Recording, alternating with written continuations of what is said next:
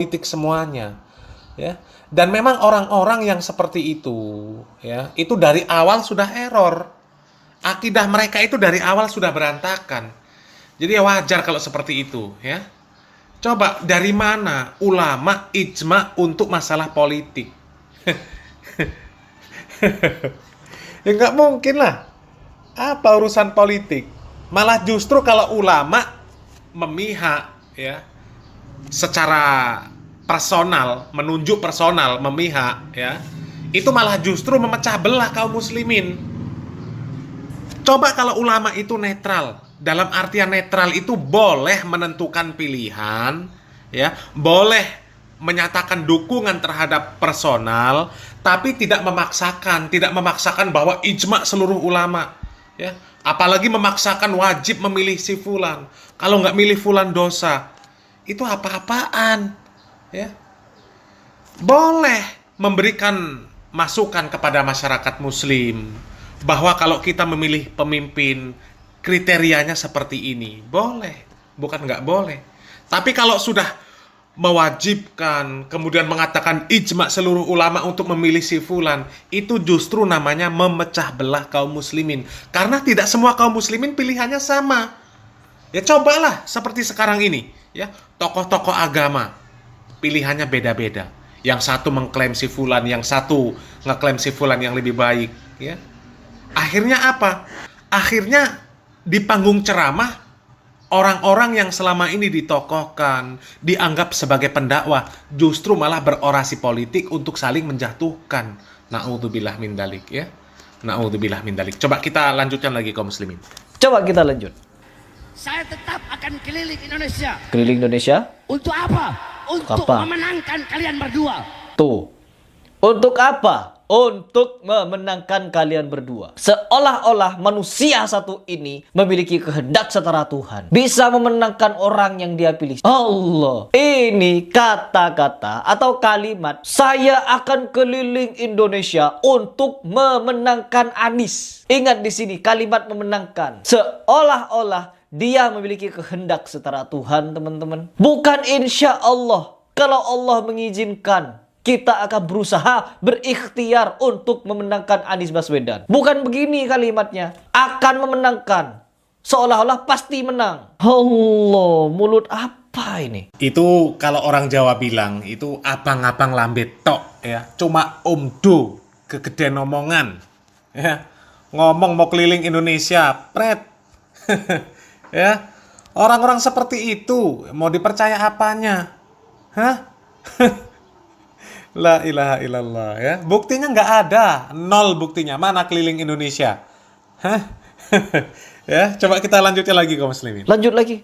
Sekuat tenaga saya. Tenaga. Keringat saya tumpahkan. Keringat tumpah. Darah pun siap saya tumpahkan. Siap darah ditumpahkan. Untuk memenangkan kalian. Karena kalian adalah hasil pilihan dari ijtima ulama. Waduh, ijtima ulama. Ulama yang mana? Pak Taufik Assegaf yang kalian anggap ulama. Pak Bahar Smith. Pak Rizik Syihab. Dan ulama-ulama yang lain yang kalian anggap itu sebagai wali-wali Allah, ya. Aos, sok-sokan ngirim malaikat. Dan pada kenyataannya, malaikat-malaikat yang dia kirim tidak bisa membendung suara Prabowo. Entah suara Prabowo ini dengan kecurangan dan lain sebagainya. Apakah malaikat-malaikat yang dikirim itu tidak bisa memenangkan Anies? Allah, saya akan keliling Indonesia untuk memenangkan Anies Baswedan. Karena apa? Anies Baswedan itu Imam Mahdi. Karena apa? Anies Baswedan itu yang terbaik. Saya tahu kalau Anies Baswedan itu orangnya kritis, orangnya berpikiran maju, orangnya akademis. Tetapi ternyata dia juga muhibbin, ya, mukibin Habib ini. Dan tidak mungkin orang yang didukung oleh Tuhan palsu ini bisa menang. Tidak mungkin. Pokoknya tidak akan menang. Makanya saya menyebutkan Anies seharusnya sembuh dari penyakit lamanya. Tapi apa? Masih saja seperti itu. Membawa-bawa malaikat, membuat fatwa-fatwa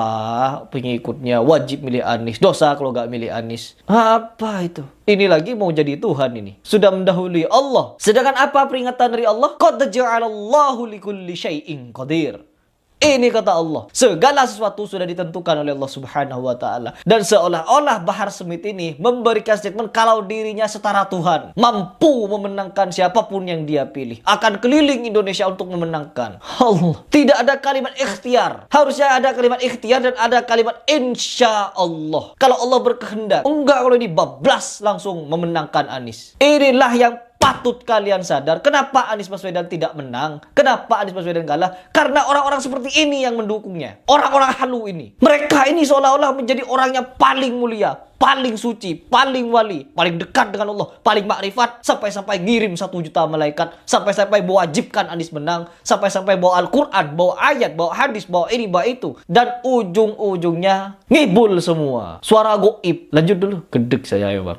Tapi kalau nanti kalian jadi presiden, kalian khianati bangsa, khianati rakyat, khianati agama, khianati ulama. Demi Allah, saya Bahar Smith orang yang pertama melawan kalian untuk turun dari kursi kepresidenan kalian. Sontoloyo, Sontoloyo. Gedabrus mulut orang ini. Seolah-olah karena sudah mau dimenangkan, nanti kalau kalian jadi presiden, kalau menentang hukum agama, menentang hukum dari ulama, menentang ini begitu, saya orang pertama yang akan menurunkan kalian. Memang orang-orang yang ditokohkan, dianggap sebagai pendakwah, dianggap sebagai ulama, ya, apakah itu Gus, Ustadz, Kiai, Habib, kalau sudah totalitas mendukung capres, itu akal sehatnya langsung hilang kaum muslimin. Coba, ya, nggak pendukung 01, nggak pendukung 02, nggak pendukung 03, sama. Ya, kalau mendukung totalitas, akalnya hilang mereka itu. Halunya tingkat tinggi, kemudian menghalalkan segala cara demi untuk memenangkan capres mereka.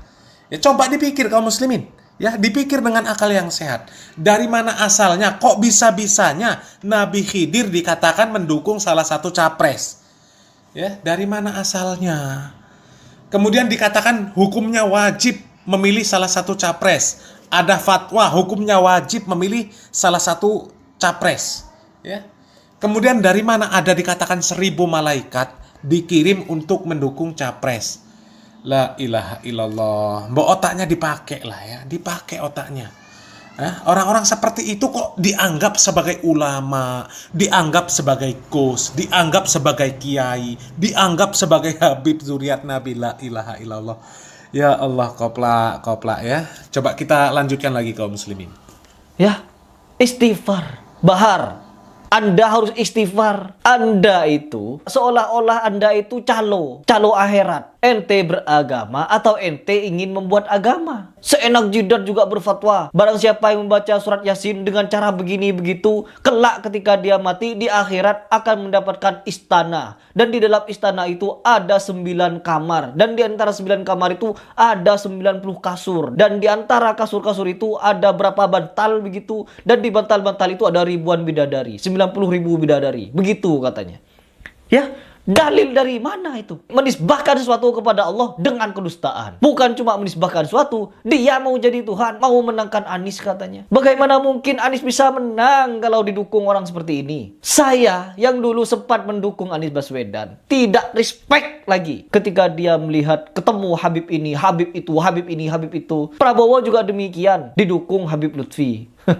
Tapi Habib Lutfi tidak separah Bahar Smith ini. Gus Miftah meskipun juga halu, ya Allah, ini apa-apaan? Ya, mari kita bangkit dari kehaluan ini. Saya juga memanfaatkan momen Pilpres ini untuk berdakwah kepada kalian, mengingatkan kepada kalian kalau pernyataan Bahar Smith ini mengandung kesyirikan, mengandung provokasi dan lain sebagainya. Sampai mau berdarah-darah, siap menghunuskan pedang katanya. Coba kita simak satu video yang dimana dia siap membawa pedang katanya apabila Anies dicurangi.